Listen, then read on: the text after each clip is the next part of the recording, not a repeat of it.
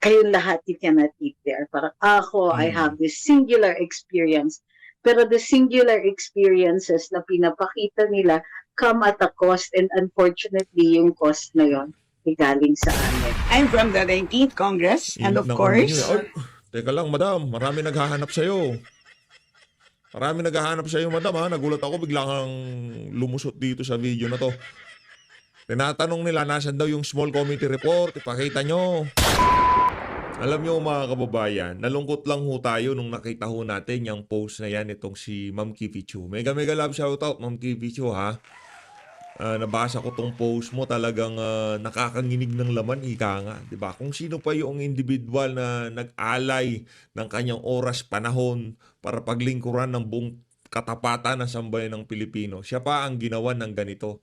Tapos yung mga pamilya na nagpapakasasa sa pera ng sambayan ng Pilipino, hindi man lang nating makanti ngayong mga panahon na to.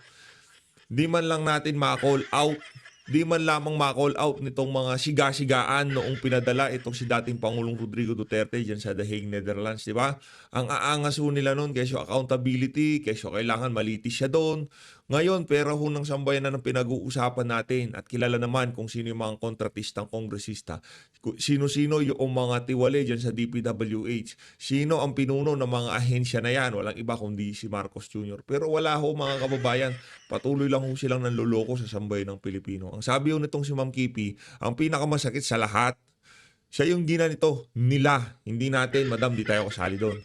Tayo kasama ka Ma'am Kifi na talagang hanggat maaari sa abot ng ating makakaya, pinigilan natin yung pagpapadala dyan sa The Hague, Netherlands dito kay dating Pangulong Rodrigo Duterte.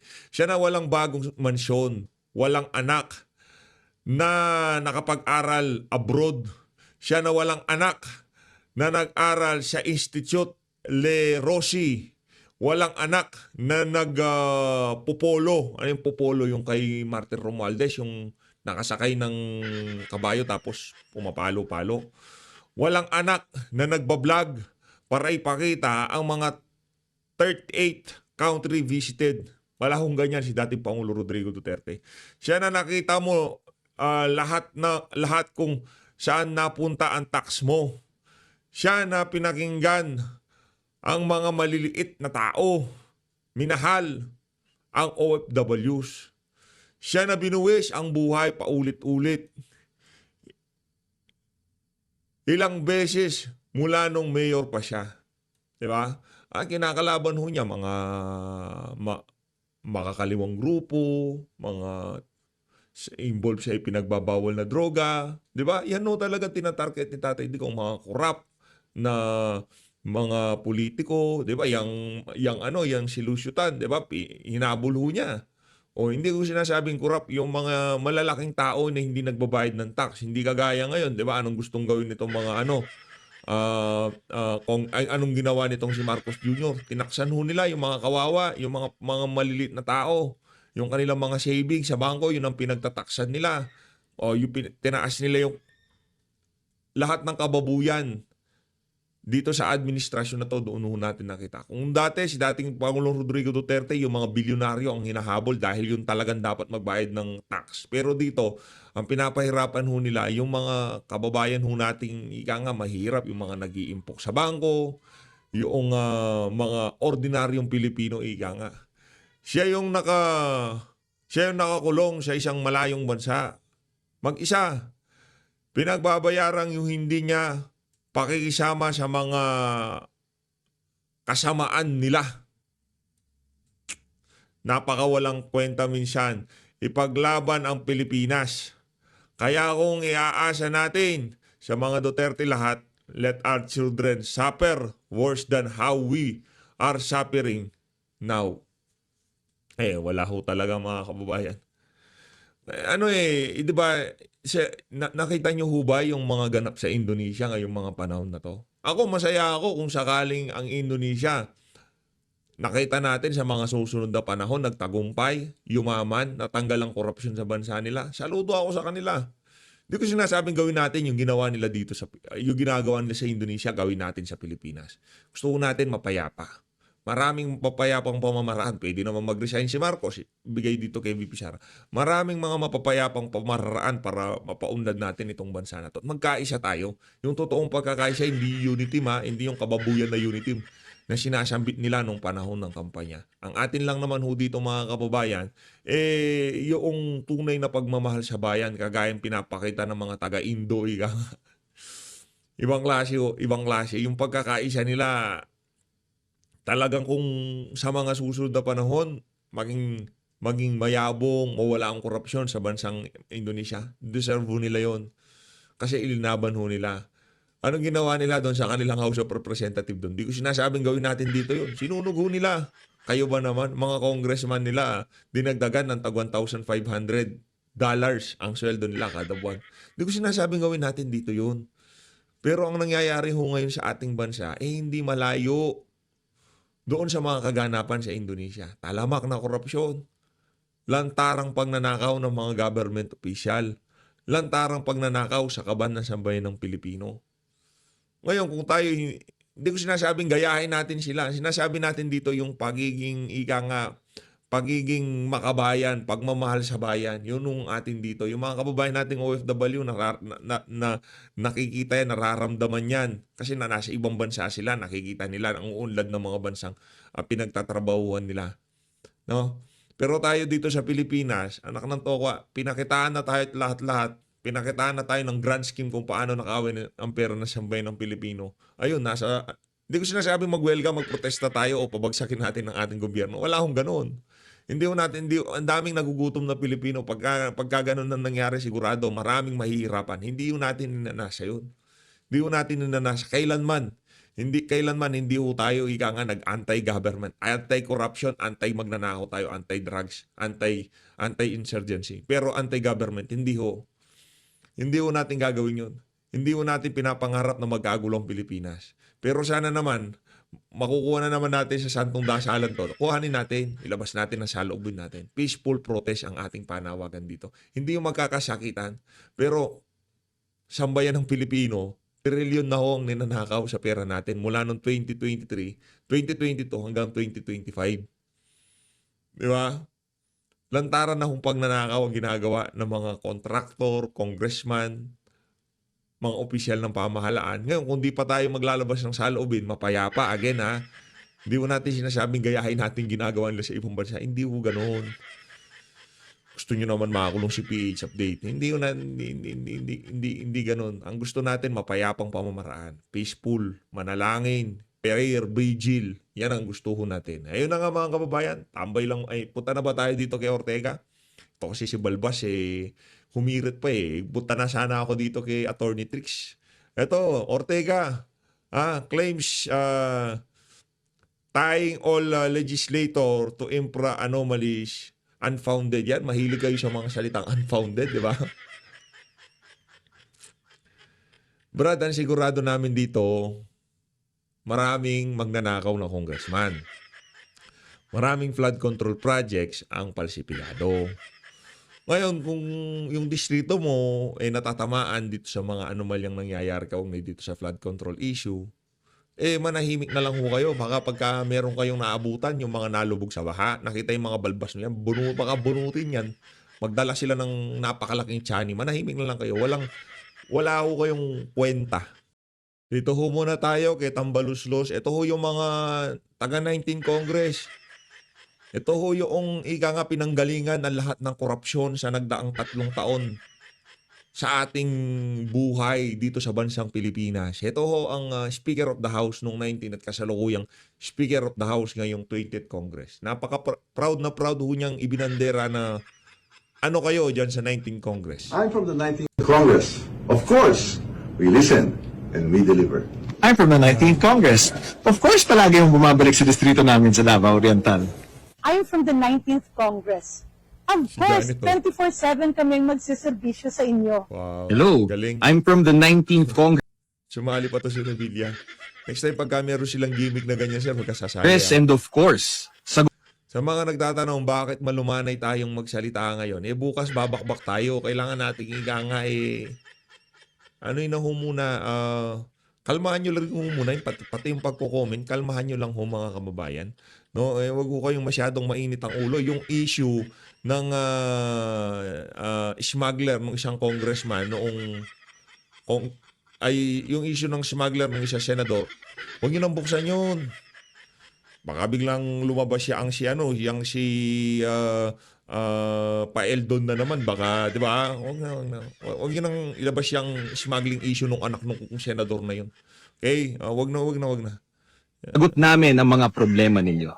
I'm from the 19th Congress, and Init of ng course, ulo nyo. Ay, teka lang, madam. Marami naghahanap sa'yo.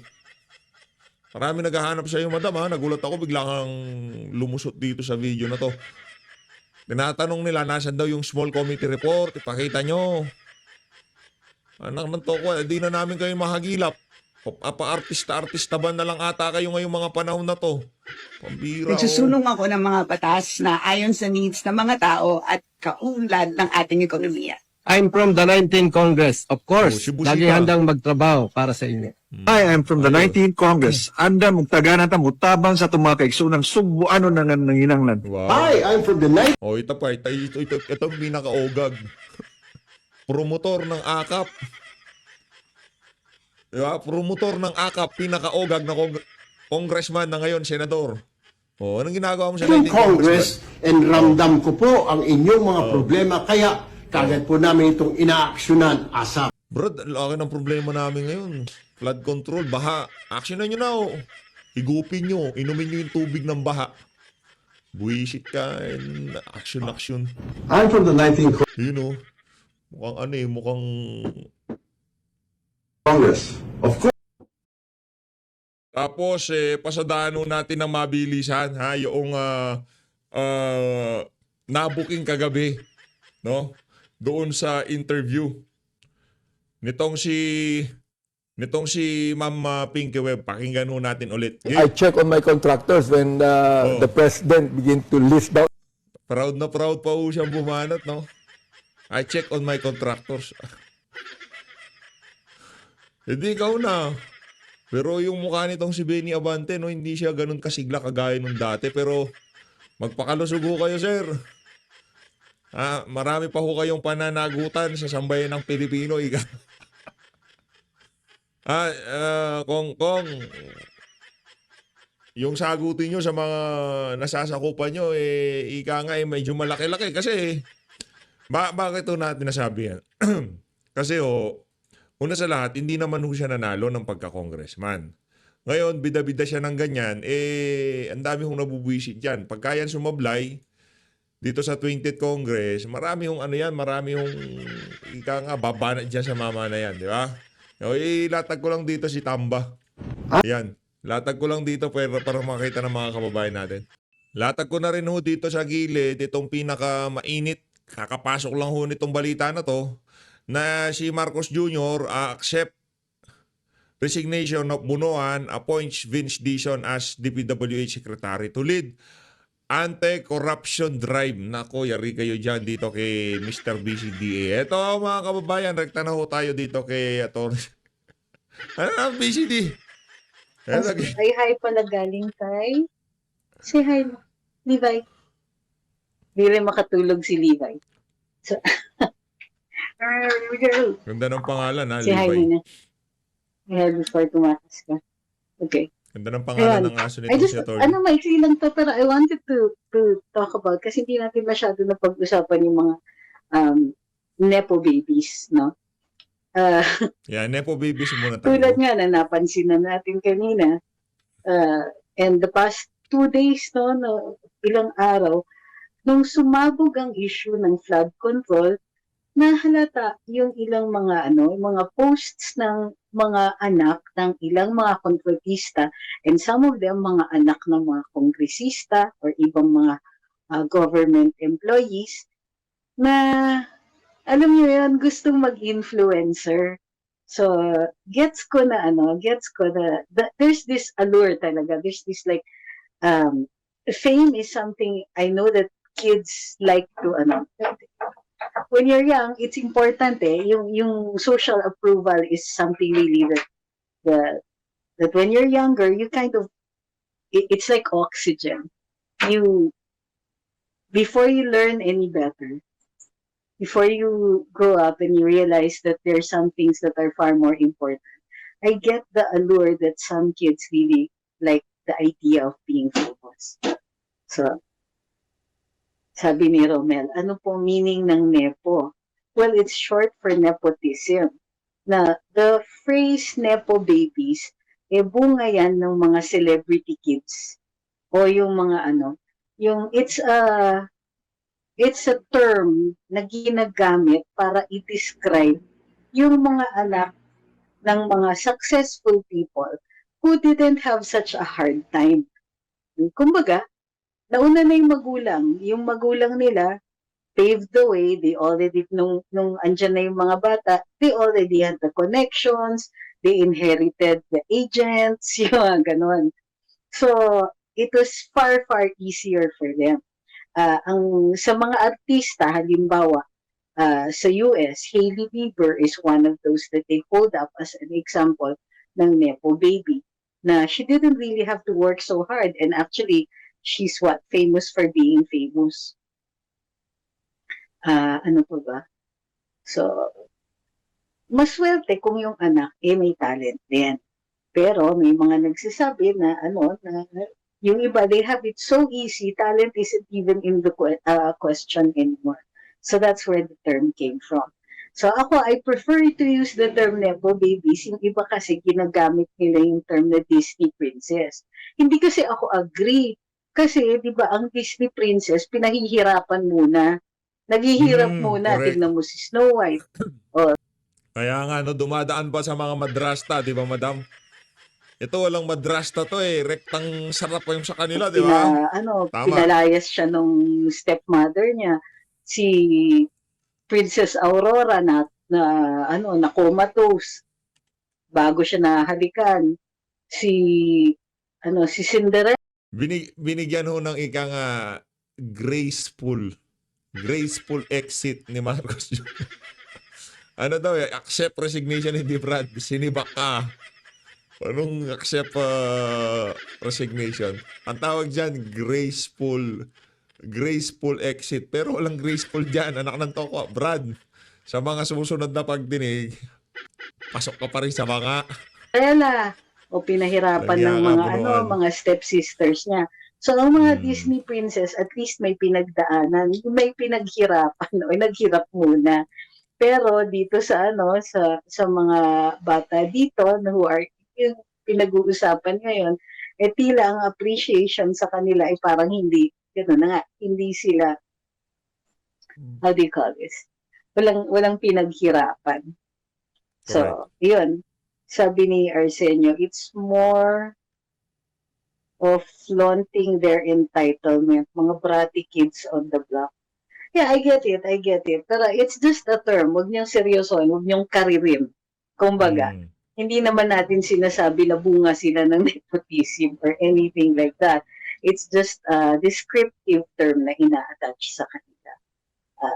But yes, some people think that the flaunting, the pa-influencer posts are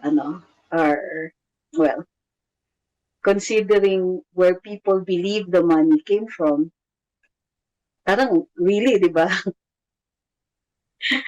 parang I hear the term stupid being bandied around a lot, and I think yes, it's the kind of it's reckless, kumbaga, and self-centered.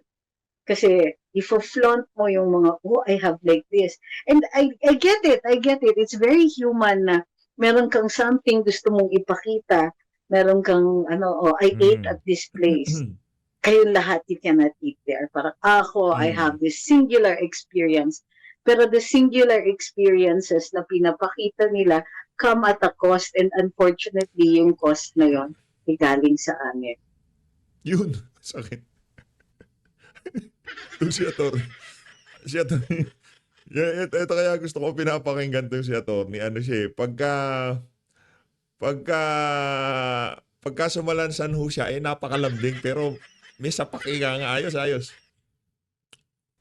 Nakita ko po sayaw niya sa sarap ng City Hall ng Davao. Oo nga eh. So yun yung ano, so, the reason, wala, hindi naman yan yung reason kung bakit di ako makatulog. But I saw, you know, video after video after video of ano, and hindi lang yung girls, meron din yung mga boys na ganun din, ano, may mga video na you're trying on clothes and ano, and the clothes are quite expensive. Ganyan.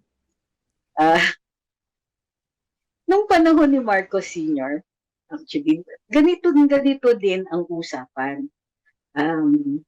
President Marcos, in fact,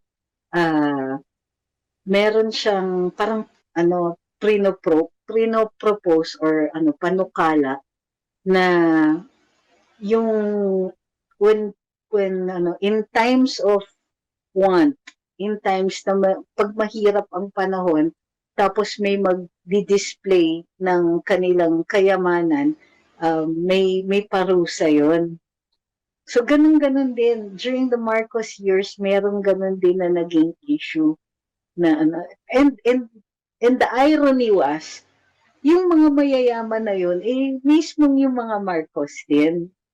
So ako ang ano ko dito is, ang take ko dito is, well, kids, they have a lot to learn, kumbaga. They will end up learning from this. Hopefully, they will learn from this. But it doesn't erase the complicity. Kumbaga, umabot na sa punto na they think that it's not embarrassing anymore. Na ang pera mo dati, pag ang pera mo ay nanggaling sa kaduda-duda, kinakahiya or itinatago. Ngayon, pinamumukha pa nila sa kanilang mga biktima.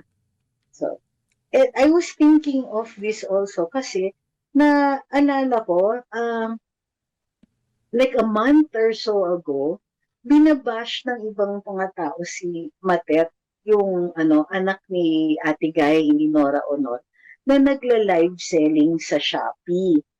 Tapos nag-post siya ng anong gusto ninyo sa anong bang gusto ninyong gawin ko? Namatayan na nga ako ng nanay, ayaw niyo ba akong makapaghanap buhay? So it brought home to me, no, parang naisip ko bigla na bakit ganun? Parang merong mga bashers na nahihiya sila, parang binabash nila yung mga taong naghahanap buhay, like nagbebenta sa Shopee, pagtatawanan nila. Sasabihin nila na, oh, ganyan ka na lang ngayon, hanggang ganyan ka na lang, nakakahiya. Parang ganun eh. Para sa akin, why, marangal naman ang pagbebenta. 'Di ba? Ano naman 'yan? Hindi siya nagnanakaw, hindi naman siya humihingi ng pera, pero what is wrong with that? I think that we have to set the example. Ano ba ang masama doon?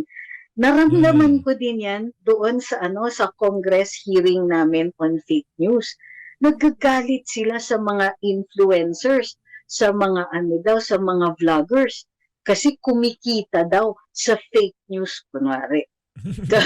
Hindi nga nila ma-define ang fake news, pero galit na galit sila na bakit daw may mga vloggers na kumikita online. Naku po. Sa isip-isip ko, sir, anong ginawa namin? Unang-una, may karapatan magsalita at magpahayag. Sabihin na natin na monetized yung mga accounts ng mga ibang mga vloggers. Ano ang kinasama nun? Samantalang, yung ilan sa mga kaharap namin noon sa Kongreso, ay may mga links sa mga kontratista na kumbaga, dubious yung source of income, dubious yung... Yun talaga. Yun talaga. Yung tipong, okay, nakamonetize na kung nakamonetize. Pero hindi naman ganun eh. Hindi yung trilyon eh. Hindi trilyon pinag-uusapan dito. Libo lang, ika nga. Di ba? Hindi trilyon kagaya nitong mga congressman na to. At ito, wala ko kaming ginagarabyadong tao. Wala kaming ninanakawan. walang pamamahay na nalulubog sa baha, walang komersyo na nalulugi dahil sa ginagawa namin na to. Wala. Pero yung mga congressman na kontratistang kongresista, yung ginagawa nilang kababuyan, ang daming pamilyang Pilipino ang napeperwisyo. Pero anong ginagawa nitong piglet na to? Wala. Wala silang ginagawa. Yung yaman. So, nagiging ano na to, parang nagiging, ano ba yan? Rich versus poor ba ito? Yung mga rich na ill-acquired or ill-gotten yung kanilang kayamanan, nagagalit dun sa mga taong or nang mamaliit sa mga tao na kahit barya lang ang kinikita ay hindi naman nagaano. It's from something else entirely. Now, I get na some people are saying na yung mga ibang vloggers kumikita sa fake news. Pues, ano yung parati natin sinasabi? When there is a lack of information, you give out more information. When there is misinformation, the answer is even more information. When the government fails to fill up the information gap, somebody else will fill that up.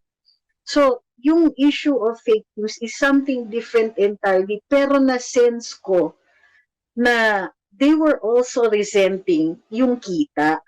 They were also resenting that there are some people na nagsasalita, they post videos and all that, and some people were resenting the fact that may kumikita sa ganun.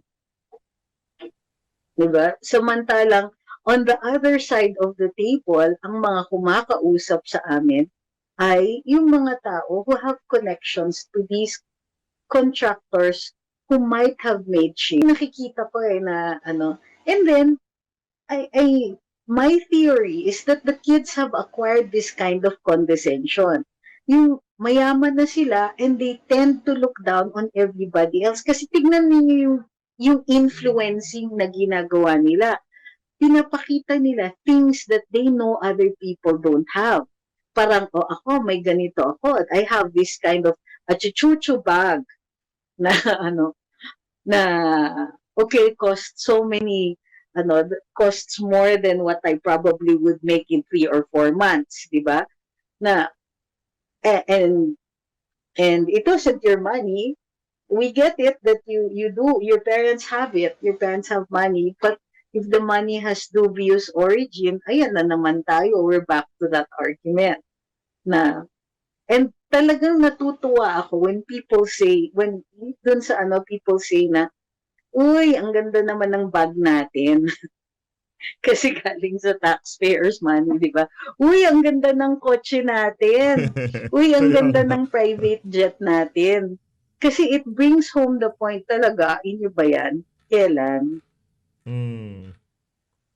Yan, sabi ni Real One, it's more like evil versus ordinary people.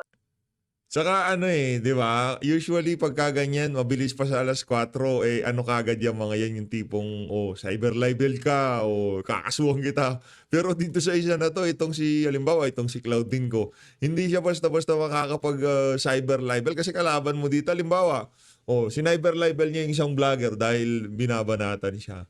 Ano na lang yung susunod na ibabanat sa kanya ng ating mga kababayan? Sa tingin niyo ba magbaback down ng sambayan ng Pilipino dito sa isa na to? Pagka gumalaw tong mga walang yung mga bilyonaryo, lalong magagalit ang sambayan ng Pilipino.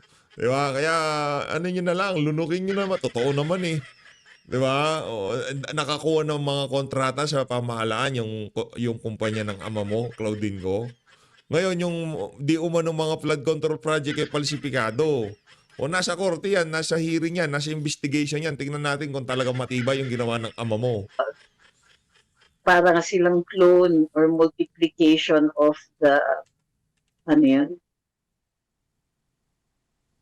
Hindi ko makita, nakaharang kasi ang liit nitong ang liit nitong screen ko. Sandali, tignan natin dito sa iPad. Tanggalin ko lang yung audio at baka tayo Ayan, mas nakikita ko. Oops, sandali lang. Yan. Nagkaroon siya Okay. ng feedback. Ayan na. Sabi ni Real One, it's more like evil versus ordinary people. Ah? Ayan. Para silang clone or multiplication of the McCoy and Imeldific morals. Oo nga naman.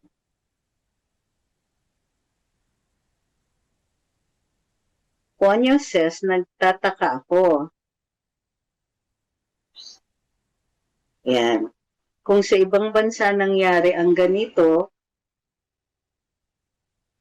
kalaking nakawan, may mga bahay na susugurin, may mga pamilyang kakalagkad palabas ng bahay.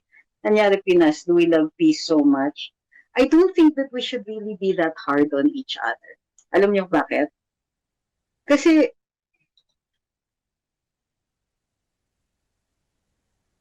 I think na mataas talaga yung tolerance natin, but if we give ourselves a chance, or if we, ganito yan ang nangyayari, we're blaming each other. But what we need to do is resolve na, okay, I don't want to do this, I don't want this to continue, I want to put an end to this, therefore, ako mismo lalabas ako. Parang ganon. Yan. It's, for me, it's much, much more important na maano natin na that we resolve to do something rather than blame other people for not doing anything.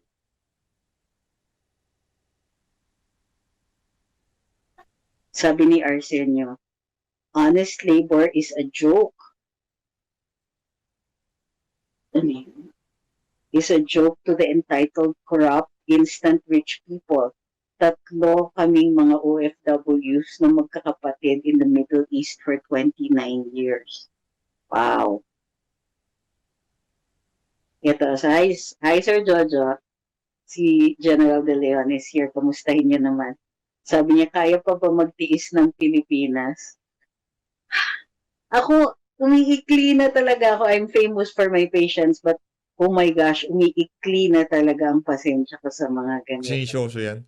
Sabi ni Pasensyoso yan sa totoo lang. Christian, At saka ano yan, reasonable yang si Attorney Trix kahit na sa mga nagko-comment. Minsan mainit ang ulo pero pagdating sa mga ganitong klaseng usapin, kagaya nung paglabas sa yung pagkikilos, paglalabas ng saloobin, ano ho yan kasi abogado nga, alam niya pagka borderline illegal na, di ba? Alam niya eh. Hindi niya ipapagawa yon hanggat maaari dapat nandun lang sa illegal. Nandun lang sa legal, hindi sa illegal, di ba? Ganyan si Attorney Trix. Ngayon, pagka yan si Attorney, pagka sinabi niya na parang pati yung PC ng kanyang pasensya ay nauubos na, medyo ika nga yung mga politiko na to, makinig-kinig na kayo, ika nga, di ba? is this one of the flaws of a capitalist system po ba? Like the elites are getting richer, meanwhile the ordinary workers are the ones who are suffering? No, I don't know if it's the system, but certainly dito sa Pilipinas, we allowed it to happen. Bakit? Tignan ninyo yung mga batas. Halimbawa, tignan ninyo ang eleksyon natin. Sino ba ang nananalo sa eleksyon natin? Hindi ba yung mayayaman? The system is built para yung mayayaman talaga ang mananalo.